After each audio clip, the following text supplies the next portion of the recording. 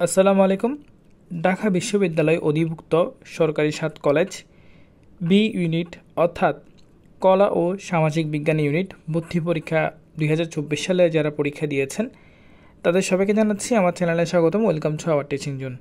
আপনারা এই অ্যাক্টিভিটির মাধ্যমে বাংলার 25টি নৈর্ব্যক্তিক, ইংরেজি 25টি এবং সাধারণ জ্ঞান 50টি এমসিকিউর আনসার এই অ্যাক্টিভিটির মাধ্যমে পেয়ে যাবেন। তাই সম্পূর্ণ ভিডিওটি দেখার অনুরোধ রইল। আর ভিডিওটি দেখার পর আপনার কোনো কিছু বুঝতে অসুবিধা হলে অবশ্যই কমেন্ট করে জানাবেন, আমি কমেন্টে আপনার কাঙ্ক্ষিত আনসারটি দিয়ে দেওয়ার চেষ্টা করব। আমরা প্রথমে বাংলা যে প্রশ্নটি আছে বাংলা প্রশ্নটি দেখব, যেটা নাম্বার হচ্ছে 25 নাম্বার। এখানে আমাদের প্রথম যে প্রশ্নটি, আমি একটু খুব দ্রুত পড়ব যেন ভিডিওটি বড় না হয়। প্রথম যে প্রশ্নটি দেখেন, পড়ন্ত বিকালে হাঁটতে ভালো লাগে। এখানে পড়ন্ত কোন পদ? এটি হবে বিশেষণ। ক্যাবিনেট এখানে পরিভাষা জানতে চেয়েছে, সেটা হচ্ছে মন্ত্রী। দারাজ আছে আপনার পাশে, এখন থেকে বই পাবেন নিমিষে আপনার হাতে। আপনি চাইলে যে কোনো বই অর্ডার করতে পারেন। আমি ঢাকা বিশ্ববিদ্যালয়ের অধিভুক্ত সরকারি 7 কলেজের মডেল টেস্ট এবং বইগুলোর লিঙ্ক, কোশ্চেন ব্যাংকের লিঙ্ক আমি ভিডিও নিচে দিয়ে রাখবো।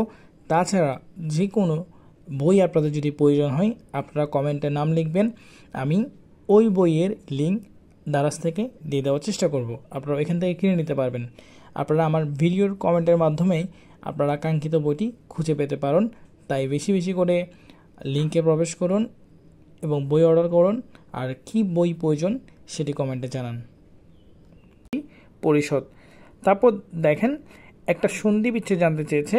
সন্ধি বিচ্ছেদটা আমরা আনসার পাইনি। উক্তিবিনা কী ধরনের রচনা? সেটি হচ্ছে কাব্য। আমার শেষ যুদ্ধ পলাশিতে উক্তিটি কার? উক্তিটি হবে মোহন লালের। তারপর হচ্ছে নিচের যে বানানটি শুদ্ধ সেটি হচ্ছে নীলাম্বরী, অর্থাৎ ডি নাম্বার আনসারটা হবে। রবীন্দ্রনাথ ঠাকুরের রচিত উপন্যাস কোনটি? সেটি হবে শেষের কবিতা। যথাসাধ্য সমস্ত পদই কোন সমাজের? সেটা হচ্ছে অব্যয়ীভাব। আর গ্রেটস অল লস অল, এখানে বাক্যের অনুবাদ হবে অতি লোভে তাতি নষ্ট। লালসালু উপন্যাসের রহিমাকে তুলনা করা হয়েছে মাজিদের ঘরের, এখানে হবে খুঁটির সঙ্গে। আর অপরাহ্ন শব্দটির প্রমিত উচ্চারণ হবে অপরাহ্ন, অর্থাৎ এ নাম্বারটা হবে। তারপর হচ্ছে দেখেন অলক শব্দের অর্থ কি? অলক শব্দের অর্থ হচ্ছে এখানে অলক্ষ্য, অর্থাৎ সি নাম্বার আনসারটা হবে। যা সহজে জানা যায় না এক কথায় প্রকাশিত রূপ কোনটি? সেটা হচ্ছে দুর্গেয়, অর্থাৎ সি নাম্বার আনসারটা হবে। আর 14 নাম্বার আনসারটি দেখেন কাটারি শব্দের অর্থ কি? এখানে হবে দা। ফেব্রুয়ারি 1969 কবিতায় বর্ণমালাকে যার সাথে তুলনা করা হয়েছে সেটি হচ্ছে নক্ষত্র। আমি একটু দ্রুত পড়ছি, আপনাদের বুঝতে অসুবিধা হলে অবশ্যই কমেন্ট করবেন। রেনকোট গল্পে আপনার যে আনসারটি জানতে চেয়েছে সেটি হবে রাষ্ট্রদ্রোহী কাজ, অর্থাৎ এখানে 16 আনসার হবে বি। আর ভাষা সৈনিকদের শহীদ হওয়ার খবর কারাগারে বসে বঙ্গবন্ধু যেভাবে পেয়েছিলেন সেটা হচ্ছে সিপাহীদের মাধ্যমে। প্রচুর শব্দের বিশেষ্য রূপ কোনটি? সেটা হচ্ছে প্রাচুর্য, অর্থাৎ বি নাম্বার আনসারটা হবে। বিড়াল তপস্বী বাগধারা অর্থ হচ্ছে এখানে ভূষু, অর্থাৎ সি নাম্বার আনসারটা হবে। আর বি এর আনসারটা দেখেন, এই বিষয়ে আমার কোনো হাত নেই। এখানে হাত কী অর্থে ব্যবহৃত? সেটা হচ্ছে প্রভাব অর্থে ব্যবহৃত। আমি কিংবদন্তির কথা বলছি। কবিতায় কবির পূর্বপুরুষের করতরে কিসের স্বরূপ ছিল? সেটা হচ্ছে পলিমাটির। লোকটা হারে হারে শয়তান, এখানে হারে হারে যে অর্থে ব্যবহৃত হয়েছে সেটা হচ্ছে আধিক্য অর্থে। আর নিচের কোন বানানটি শুদ্ধ জানতে চাইলে সেটা হচ্ছে ঐকতান, বি নাম্বার আনসার হবে। একটি সরল বাক্য সর্বোচ্চ কয়টি সমাপিকা ক্রিয়া থাকতে পারে? এখানে হবে একটি। আর শুদ্ধ বানানগুলো হচ্ছে কোনগুলো? সেটি হবে এ নাম্বারে, অর্থাৎ এ নাম্বারে এখানে ভূগোল আছে, সত্য আছে এবং উচ্চল আছে। এই এ নাম্বার আনসারটা হবে শুদ্ধ বানান। এবার আমরা ইংলিশ দেখব। ইংরেজির মধ্যে আমাদের প্রথম যে প্রশ্নটি ছিল মাই টিচার কংগ্রাচুলেট মি, এখানে যে ড্যাশ বাক্য আছে সেখানে বসবে on my success. If I had enough money I could help the poor, এখানে আনসার হবে এ নাম্বারটা। তারপর সি এর আনসারটা দেখেন will help the my friend, এখানের মধ্যে এখানে সি নাম্বারটা হচ্ছে আই স্পেন্ড, এখানে স্পেন্ডের জায়গায় পরবর্তীতে যেটা বসবে সাম টাইম। আমি পুরোপুরি বলছি না। তারপর হচ্ছে ইন 1993 নেলসন ম্যান্ডেলা, এখানে অ্যাওয়ার্ডের জায়গায় দ্য নোবেল প্রাইজ হবে, এখানে বসবে আনসার হবে দ্য। তারপর হচ্ছে আই থিঙ্ক ইট, এখানে ইটের পর হবে মে রেইন টুডে। তারপর হচ্ছে এখানে ওয়ান অফ দ্য গার্ল, এখানে হবে ওয়াজ অ্যাবসেন্ট ইয়েস্টারডে, এখানে ওয়াজ বসবে। হি হ্যাজ নো কন্ট্রোল, এখানে ওভার বসবে অন হিজ এমপ্লয়িজ। তারপর হচ্ছে চুজ দ্য কারেক্ট সেন্টেন্স, এখানে হবে শি বিলিভস ইন গোস্ট, এখানে এ নাম্বার আনসারটা হবে।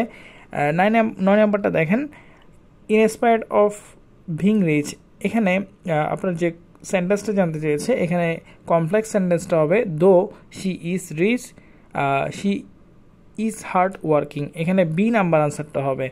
তারপর 10 নাম্বার আনসারটা হবে, এখানে অ্যাডোলেসেন্স যে জানতে চেয়েছে সেটার আনসার হবে ডি নাম্বারটা বায়োলজিক্যাল প্রসেস। তারপর দেখেন 12 নাম্বার যে আনসারটি হবে ডাজন্ট গো, এখানে 12 নাম্বার আনসারটা হবে ডাজন্ট গো। তারপর এখানে 13 নাম্বার আনসারটি হবে অবজেক্টিভ, আমি খুব দ্রুত পড়ছি। দ্য সেন্টেন্স টাইপ ইজ, এখানে একটা সেন্টেন্স দিয়েছে, সেটির আনসার হবে objective. Change into the indirect speech, এখানে স্পিচ করতে বলা হয়েছে ইনডাইরেক্ট স্পিচ, সেটা হচ্ছে he said that he had meet her long ago, এখানে এ নাম্বার আনসারটা হবে। তারপর দেখেন একটা প্রেস দিয়েছে, প্রেসের এটা হবে অ্যাডজেক্টিভ, এখানে প্রেসটা একটু দেখে নেবেন।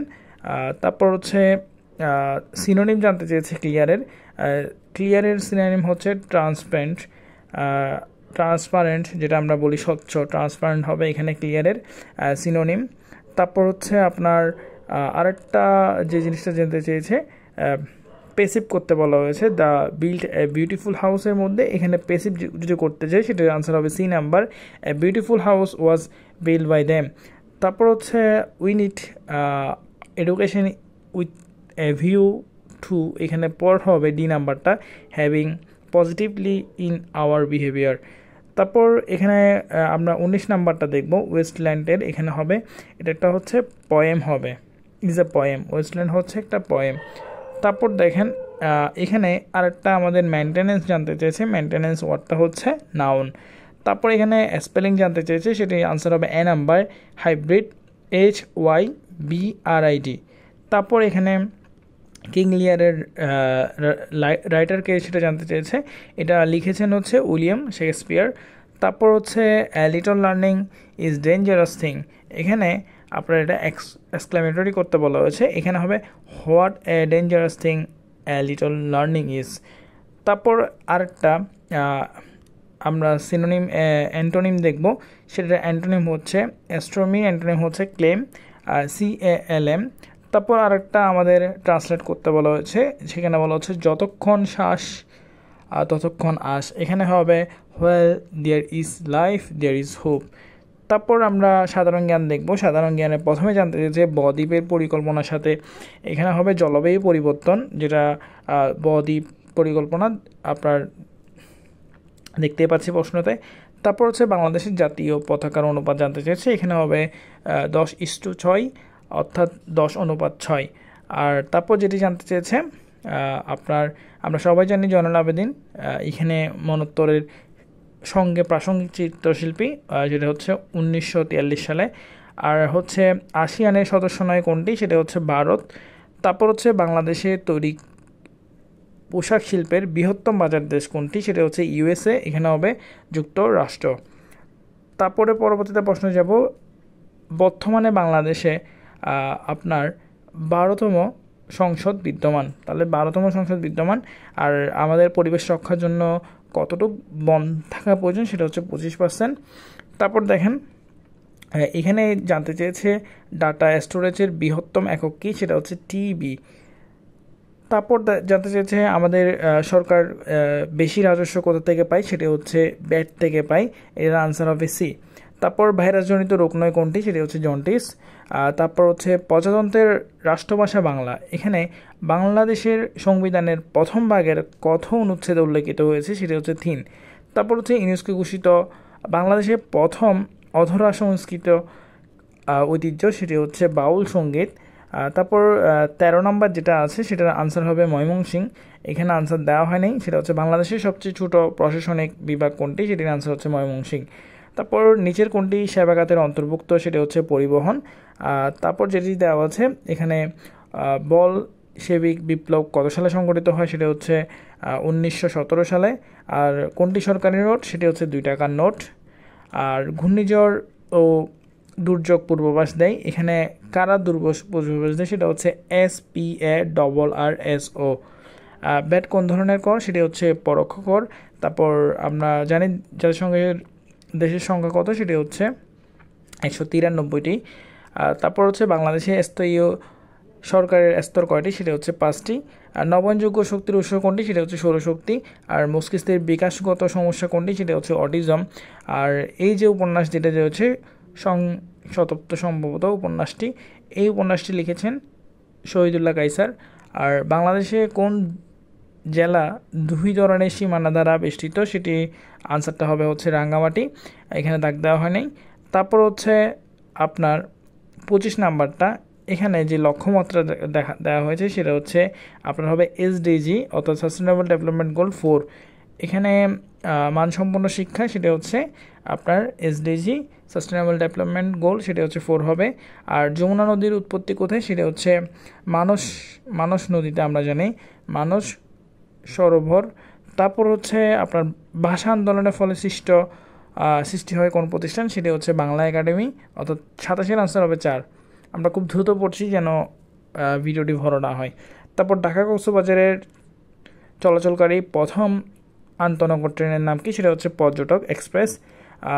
30 এপ্রিল 2024 পর্যন্ত রেকর্ড অনুসারে বাংলাদেশে উষ্ণতম জেলা কোনটি? সেটা হচ্ছে চুয়াডাঙ্গা। কুমিল্লা ও নোয়াখালীর প্রাচীন যে জনপদের অংশ ছিল সেটি হচ্ছে সমতট। বাংলাদেশের মাতৃতান্ত্রিক নৃগোষ্ঠী হলো ঘাসিয়া ও গারো। স্মার্ট বাংলাদেশ গড়ার কৌশলগত ভিত্তি কয়টি? সেটি হচ্ছে 4টি। আর 1968 সালে ছাত্ররা কয় দফা দাবি পেশ করেন? সেটি হচ্ছে 11। 2024 সালে ষষ্ঠ সাফ অনূর্ধ্ব 16 চ্যাম্পিয়নশিপে শিরোপা লাভ করে কে? সেটি হচ্ছে বাংলাদেশ। তারপর হচ্ছে বিশ্ব জনমত গঠনে মুজিবনগর সরকারের ভ্রাম্যমাণ প্রতিনিধি ছিলেন কে? আবু সাইদ চৌধুরী। 2023 সালে সাহিত্যে নোবেলের পুরস্কার লাভ করেন, সেটি হচ্ছে জন ফসে। তারপর হচ্ছে বাংলাদেশের জমিদারি প্রথা বাতিল হয় কত সালে? সেটা হচ্ছে 1950 সালে। তারপর হচ্ছে তোমার FBI কোন দেশের গোয়েন্দা সংস্থা? সেটা হচ্ছে আমরা সবাই জানি ইউএসএ হচ্ছে গোয়েন্দা সংস্থার নাম হচ্ছে FBI।